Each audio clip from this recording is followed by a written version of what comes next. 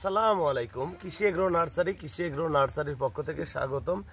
আমি মোহাম্মদ আমিরুল ইসলাম। পটল চাষ বিষয়ে কিছু আলোচনা করব। এগুলো দেখতে পাচ্ছেন, এগুলো লতা কেটে এনে বাড়িতে আমরা চারা তৈরি করেছি। এই দেখেন, দেখতে পাচ্ছেন সম্পূর্ণ চারা। এগুলো লতা কেটে তারপরে চারা, আমি চারাগুলি উঠাইয়া দেখাবো আপনাদের। এই যে আমাদের চারাগুলি দেখেন, ধরন কি সুন্দর চারা, প্রতিটি চারাই সৌন্দর্য হবে। এই দেখেন চারাগুলি, এটা মূলত লতা থেকে চারা করা। আমাদের প্রতিটি লতা দেখেন, দেখাই যাচ্ছে উপর দিয়ে লতা থেকে চারা করা। কারণ এটা যদি আপনি বীজ থেকে চারা করেন সেক্ষেত্রে ফলন হবে না। বীজ থেকে করলে দেখা যাবে যে ওই গাছ খালি বাড়বেই কিন্তু ফলন হবে না।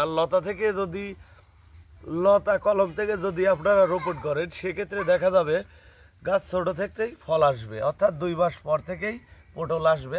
আর এই পটলটা রোপণ করবেন হচ্ছে উঁচু জমিতে। নিচু জমিতে পটল চাষাবাদ করবেন না, কারণ নিচু জমিতে যদি পটল চাষ করেন সেক্ষেত্রে লসের সংখ্যাটা, খাওয়ার সংখ্যা বেশি থাকে।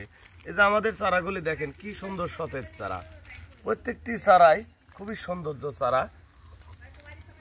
আর আপনাদের জাত যদি ভালো হয় সেক্ষেত্রে ফলনও হবে দ্বিগুণ, আর জাত যদি খারাপ হয় সেক্ষেত্রে ফলন ভালো হবে না।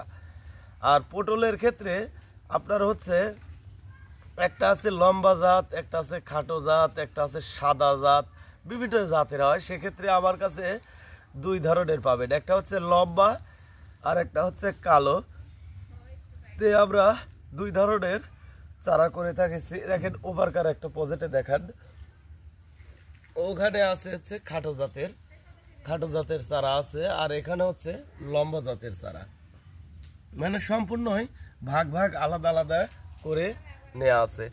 আর এটা লাগাতে হবে লাইনে হচ্ছে 2 হাত পর, এক লাইন থেকে আরেক লাইন 5.5 হাত।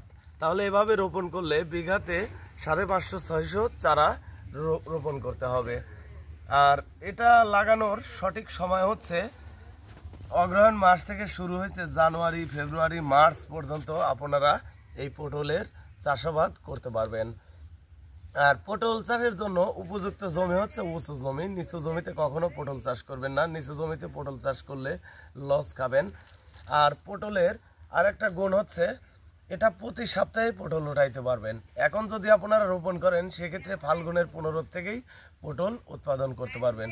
তো ভিউয়ার্স, আপনারা যদি পটলের চারা সংরক্ষণ করতে চান, যেখানে সুন্দরবন কুরিয়ার সার্ভিস অফিস আছে, যে জেলাতেই হোক, সেখানে আমরা এই পটলের চারা পাঠিয়ে দিই। ভালো থাকবেন, সুস্থ থাকবেন। আসসালামু আলাইকুম।